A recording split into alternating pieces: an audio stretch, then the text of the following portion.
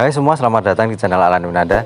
Pabrikan mobil Honda memang dikenal kalau bikin mobil itu desainnya sporty, keren, dan terlihat modern untuk mobil pada masanya.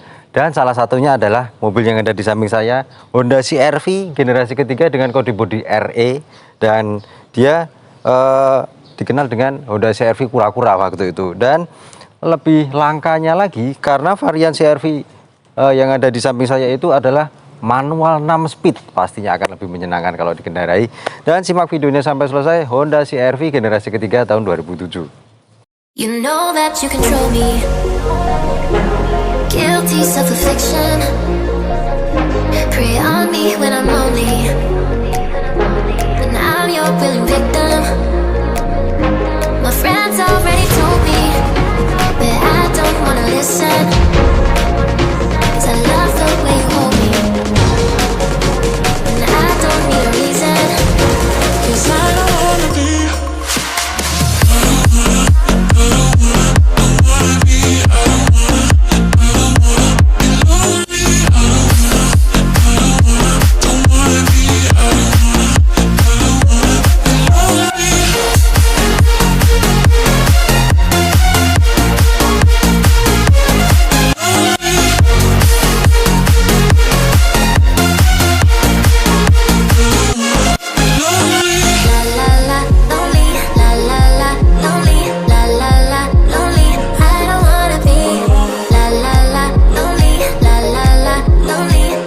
Oke, Honda CR-V RE, kode bodinya ya generasi ketiga tahun 2007.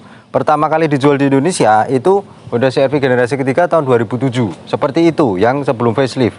Ada dua varian, 2400 cc itu hanya tersedia matic transmisinya, dan 2000 cc ada yang matic, ada yang manual seperti ini yang ada di samping saya. Yang ini yang sedang saya bahas. Dan ada dua kali facelift. Facelift pertama di tahun 2010, facelift keduanya di tahun 2012. Baru di 2012 pertengahan atau akhir keluar lagi generasi selanjutnya yang kode bodinya kalau nggak salah RM ya, itu generasi keempat. Dan CR-V sejak generasi ketiga itu sudah hilang banget model SUV kotak-kotaknya. Generasi pertama, kedua itu masih kotak-kotak. Yang ketiga itu sudah benar-benar full membulat dari depan sampai ke belakang. Dan itu dulu anak muda, eksekutif muda, ibu-ibu muda juga banyak banget yang suka pada waktu masih barunya dulu. Kemudian desainnya sendiri saya suka, ada garis-garis tegasnya itu. Nah, konturnya yang di kap sini tuh mengikuti lampu depannya, headlampnya sendiri masih full halogen, belum ada LED, tapi dia proyektor. Nah, itu ada proyektornya, cuman headlampnya terpisah, nggak jadi satu. Sebenarnya belum ada fog lampnya untuk yang 2000 cc, tapi itu ditambahkan sendiri sama pemiliknya. Kemudian itu underguardnya itu warnanya hitam doff, jadi kesannya itu agak ada berototnya gitu ya. Cuman kalau mobilnya warna silver pasti akan terlihat lebih kontras, tapi tetap ada kesan elegannya karena grillnya itu chrome. Nah, tuh bisa dilihat. Langsung aja kita buka mesinnya.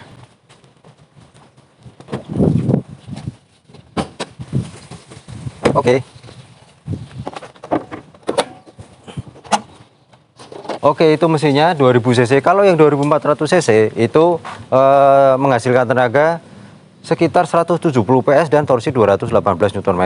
Nah, di 2000 cc sama-sama 4 silinder SOHC dan injection ya. Itu tenaganya lebih rendah, 150 PS dengan torsi 190 Nm. Dan kalau yang 24 atau 2400 cc itu transmisinya cuma matic. Yang 20 atau 2000 cc itu ada yang matic, dan yang ini adalah yang agak langka, manual 6 speed. Pastinya akan lebih asik kalau pas kita lagi bawa jalan. Nanti kita akan coba bagaimana rasanya. Dan itu peredamnya sebenarnya belum ada, ditambahkan sendiri sama pemiliknya. Dan itu remnya juga sudah dibekali dengan teknologi rem ABS. Oke, di bagian samping, nah itu bener-bener membulat ya, kelihatan banget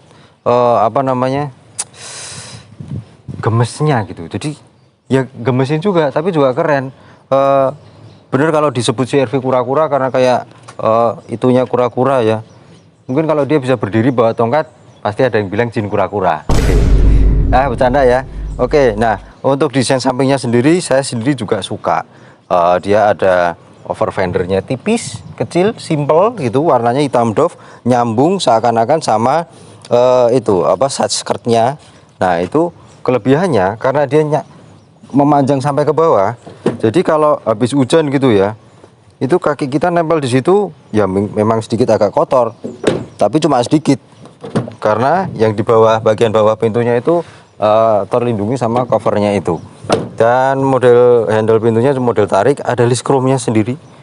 Nah itu masih ada list chrome-nya sampai ke kaca belakang, dan spionnya itu senada dengan mobilnya karena gemuk besar, jadi spionnya juga gede. Dia sudah ada lampu remnya, lampu sennya, dan retractable, sudah retractable dan juga electric mirror. Nah velgnya sendiri itu kalau yang 2000 cc simple ya, palang 5 silver ring 17, profil bannya 22565 R17, dan rem depan belakang sudah cakram seperti tadi yang saya bilang, sudah dibekali rem ABS juga. Langsung kita pindah ke belakang. Oke, di bagian belakang CR-V kura-kura ya, buletnya itu loh memang bikin rasanya tuh dulu tuh saya suka banget waktu masih barunya dulu. Dan di atasnya itu antenanya itu shark fin itu sudah diganti ya, aslinya itu short pull, kemudian ditambah juga spoiler belakang kalau bawaannya belum ada, dan ada third brake lamp, washernya juga ada nyempil di situ ngumpet, sama defogger kaca belakangnya sudah ada, wiper tentunya, dan garnish belakangnya itu chrome dan dia tebel, lebar gitu, dan dia agak tebel juga logo Hondanya di situ. CR-V emblemnya, tapi Honda itu jarang banget ngasih trim atau tipenya di bagian belakangnya ya, kebanyakan Toyota kalau itu. Kemudian nah itu lampu remnya itu sama kayak CR-V generasi pertama dan kedua, itu dari atas sampai ke bawah. Nah yang nyala itu yang atas sendiri sebenarnya nggak nyala, cuman dari yang di bawahnya sampai ke bawah masih full halogen biasa juga, belum LED. Dan bumper belakangnya itu saya sukanya, nah itu senada dengan undercut yang di depan, dia modelnya itu kayak diffuser gitu ya, jadi ada kesan kekarnya juga. Sama sensor parkirnya itu sebenarnya nggak ada, belum ada waktu barunya, cuma ditambahkan sendiri sama pemiliknya ya, mungkin biar lebih aman gitu ya. Langsung aja kita buka bagasinya seperti apa.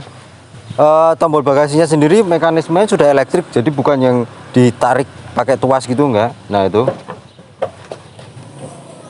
Nah, oke, untuk mobil medium SUV seperti CR-V itu memang kapasitas bagasinya besar, luas. Honda emang terkenal pinter kalau untuk akomodasi barang. Dan dia juga ada tonneau covernya di situ, ada pembatasnya supaya kalau pintu bagasinya ditutup itu nggak kelihatan di bawahnya lagi bawa barang apa. Nah itu penting. Tapi dia juga bisa dilipat. Nah, dilipat ke depan juga bisa dilepas. Kalau mau dilepas juga bisa. Tuh kan. Jadi kalau mau disimpan di rumah juga bisa. Dan kita bisa bawa barang yang sangat banyak, galon aqua plus koper besar juga masih bisa. Tentunya ban serepnya itu nggak ada di bawah situ, karena ban serepnya ada di dalam. Tuh, ban serepnya full size. Di situ ukurannya sama, velgnya juga sama. Sama di situ ada tempat buat nyimpen dongkraknya juga. Nah, dan oh iya, bentar. Joknya itu bisa dilipat dengan mekanisme tarik dulu di situnya. Nah, jadi harus narik satu-satu. Nah, jadi 40, 20, 40 yang situ juga bisa.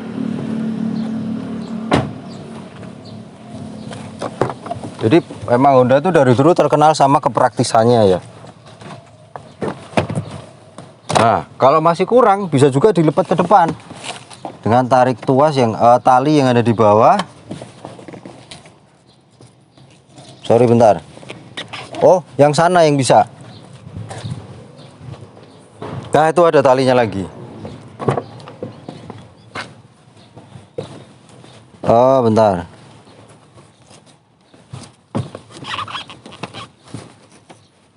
Bentar.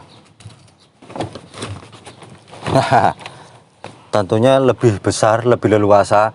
Kalau mau piknik, liburan juga pasti bisa, bawa aja kasur di situ, asal jangan mobilnya jalan ya, nanti bahaya.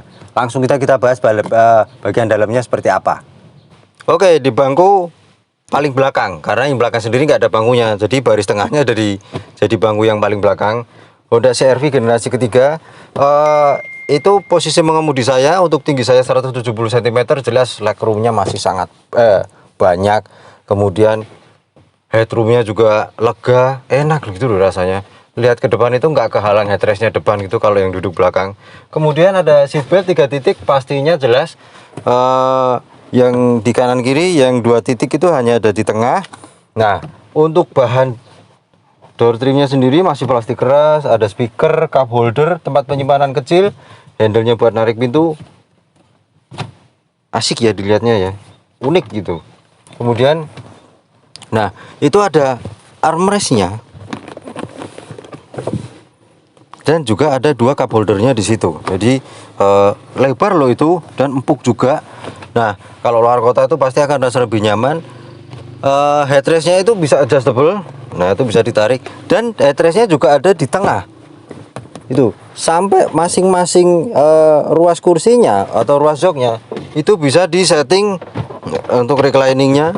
Di tengah juga bisa ada settingannya sendiri pakai tuas yang atau tarikan yang tadi, sama bisa juga nah slidingnya, dan itu cukup jauh loh sampai ke depan. Jadi kalau kita masuk mau bawa barang yang lebih banyak di belakang itu akan lebih leluasa. Ada hand grip yang sudah model retract. Nah, itu juga ada kantong penyimpanannya. Udah sih, kalau AC-nya belum ada di belakang ya, cuma ada di depan. Langsung aja kita ke depan. Ya, saya sudah di bangku depan dan enak ya. Jadi bahan setirnya itu empuk. Nah, itu cuman setirnya polos sih, belum ada tombol-tombolnya. Kalau desain dashboardnya sendiri sebenarnya standar, enggak yang jelek banget, enggak juga yang keren banget atau bagus banget juga enggak. Biasa aja sih, cuman bahannya masih plastik keras. Sampai ke door trimnya sendiri juga plastik keras. Di situ ada sedikit bahan empuk-empuknya dikit sih di door trimnya. Kemudian head unitnya sendiri dia masih itu ya, masih single din. Di bawahnya itu ada tempat penyimpanan bisa buat naruh HP. Oh iya bener, bisa. Kemudian nah, AC-nya sendiri masih model puter-puter. Kalau yang 2400 cc udah digital dan sudah dual zone. Kalau yang 2000 cc belum.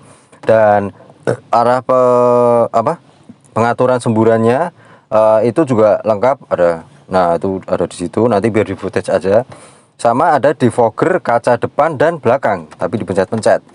Itu sama ada open close airnya juga, dan itu ada cooler sama heaternya. Jadi AC-nya bisa jadi pemanas juga. Kalau untuk negara ada musim dinginnya ya, kalau di Indonesia ya pasti pakainya dingin. Kalau masih pakai pemanas, kita di dalam mobil namanya kebakar itu karena panas banget, cuacanya aja panas banget. Nah, itu yang saya highlight tadi adalah transmisinya yang 6 speed manual. Jadi 6-nya itu itu gigi 5, sorry. Gigi 5. Oh, nanti aja kalau mobilnya dinyalakan ya. Jadi di bawahnya gigi 5. Nah, itu gigi 6. Kalau mundurnya ditarik lagi ke samping baru dia mundur. Nah, dan di desainnya itu kalau yang generasi kedua kan tuas transmisinya ada di depan situ. Nah, yang itu pindah ke situ. Itu dulu saya lihatnya keren banget. Kalau yang Matic juga lucu gitu tombolnya. Dan di tengahnya itu bener-bener longgar, nggak ada penghalangnya. Karena konsolnya tengah itu baru start di situ, hampir sejajar sama jok depannya itu. Dan di bawahnya itu masih ada tempat penyimpanan, masih ada colokan korek tuh, masih ada tuh buat ngecas. Sama di bawahnya tempat penyimpanan lagi. Udah nggak ada. Nah, itu bentuk rem tangannya itu modelnya kayak pisang ya gitu. Pegang tuh ya enak juga sih. Terus ada 2 buah cup holder di situ, ada 1 tempat penyimpanan kecil, dan di situ konsol boxnya modelnya itu sliding ya. Tuh, gitu, keren gitu. Jadi ada dalam dan lebar juga, sama tempat penyimpanannya glove boxnya, wah udah soft opening tuh. Bukanya dia pelan-pelan di bawah. Itu memang ya cukup besar tapi nggak besar banget. Tapi dia ada 2, di atasnya juga ada. Tuh. Nah, itu buat naruh HP, naruh dompet gitu di situ juga pasti bisa. Oke. Nah, Walaupun di atasnya ada airbagnya, tapi di bawahnya tetap dikasih tempat nyempil buat nyimpen di situ. Nah, kalau untuk joknya itu empuk, enak, dan dia masing-masing joknya itu ada armrestnya. Jadi nggak hanya di belakang, yang di depan juga dimanjakan untuk penumpang yang ada di bangku baris depan. Dan di setirnya itu tilt, dan tiltnya itu ada pernya. Dan dia juga sudah teleskopik, jadi bisa lebih menyesuaikan postur tubuh pengendaranya atau yang nyetir. Dan di speedometernya saya starter dulu aja ya biar kelihatan. Nah itu kuncinya masih pakai kayak Honda pada masanya gitu. Tombol lock unlocknya ada di kunci.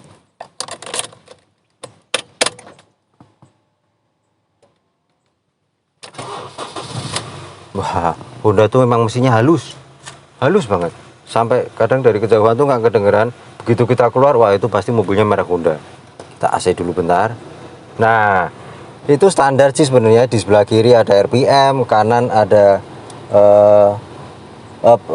speedometernya atau penunjuk kecepatan, dan dia di ringnya itu silver, sama di dalamnya ada kayak warna kebiruan gitu ya, garis melengkung gitu. Nah di tengah itu individual door warning, jadi kalau saya buka yang kanan, dia ngebukanya juga pintu yang kanan. Di bawahnya ada petunjuk bahan bakar sama temperatur mesin, tapi dia digital. Yang tengahnya itu ada MID-nya, dan dia bisa konsumsi bahan bakar real time, kemudian konsumsi bahan bakar rata-rata, sisa jarak berkendara, trip A.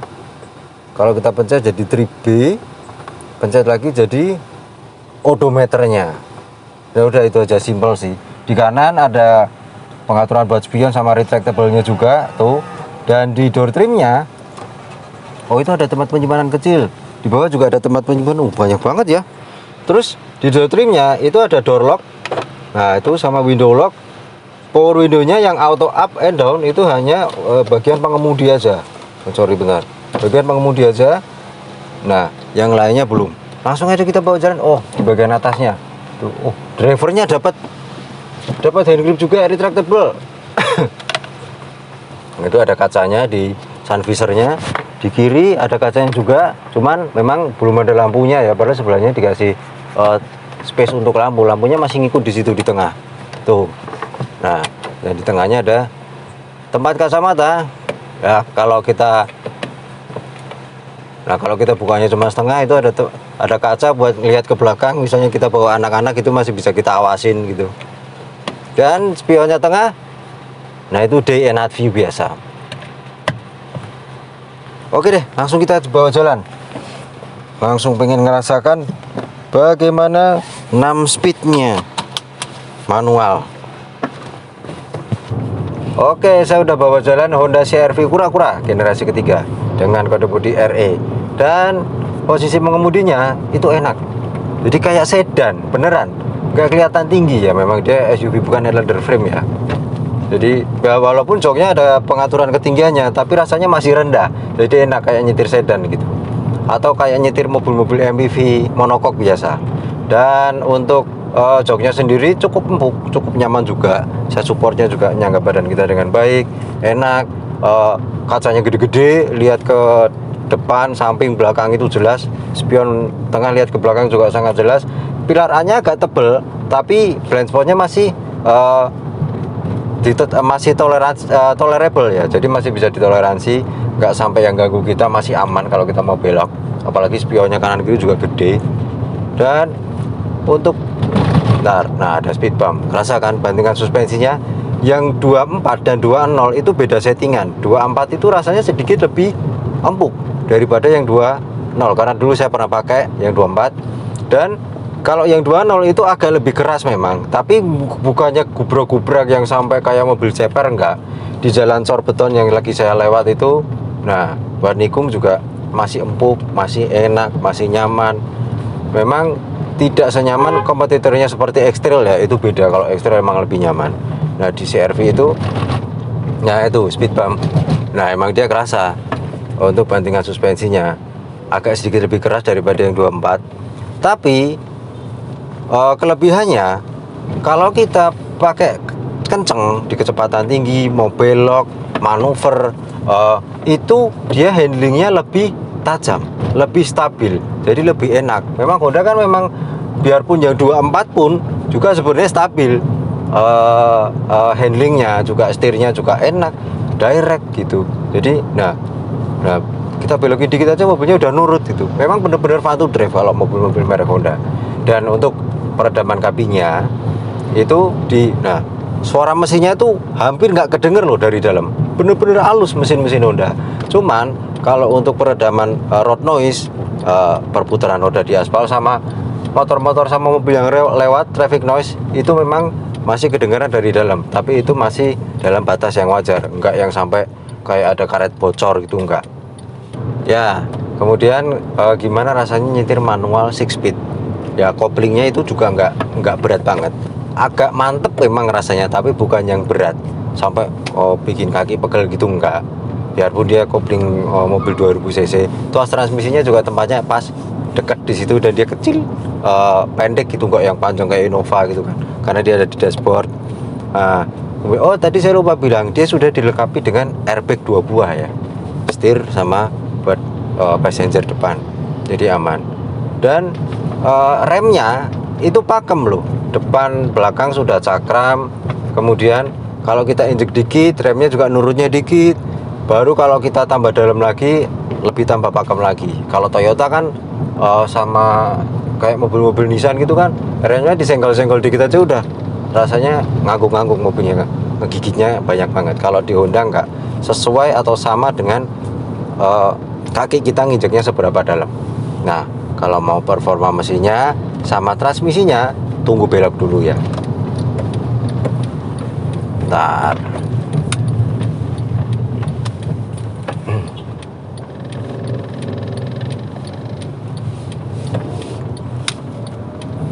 Oke, jalannya pas lagi sepi. Kita coba.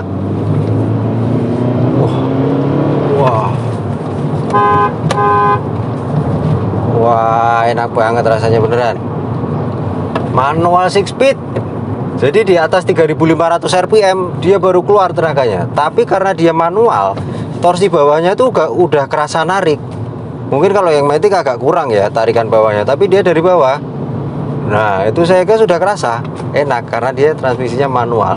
Nah, itu nilai plusnya dari transmisi manual. Tapi kalau pengen lebih praktis, dipakai daily, macet nggak pegel, kaki nggak gampang linu gitu ya, jadi pilihnya transmisinya matic. Dan kalau untuk konsumsi bahan bakarnya sendiri di dalam kota, menurut MID ya, dari tadi itu syuting panas karena AC, pakai AC full 1:9,2 km per liter. Memang segituan. Nanti kalau jalannya agak lancar lagi, kita bisa nyentuh di angka 1:10. Kecuali yang sebenarnya sama yang 24 juga selisihnya nggak banyak, nggak beda banyak, antara segituan juga atau mungkin 1,8 kalau di dalam kota yang 24. You know that you control me. Guilty self-affliction. Prey on me when I'm lonely. And I'm your willing victim. My friends already told me, but I don't wanna listen. 'Cause I love the way you hold me. And I don't need a reason. 'Cause I don't wanna be.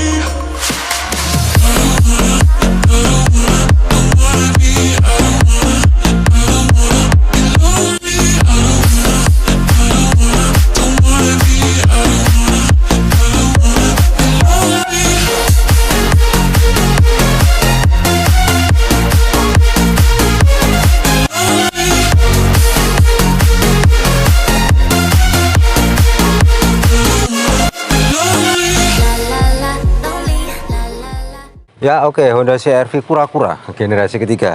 Kalau kita pengen beli mobil Anda khususnya ya, yang mobil bekas, kemudian masih kerasa SUV-nya tapi nggak yang gede bongsor banget kayak leather frame Pajero Sport dan Fortuner, dan di kelas medium SUV itu seperti CR-V yang desainnya biarpun dia mobil tua lama tapi masih kelihatan modern, nggak kalah kalau parkir sama mobil yang baru-baru sebelahan.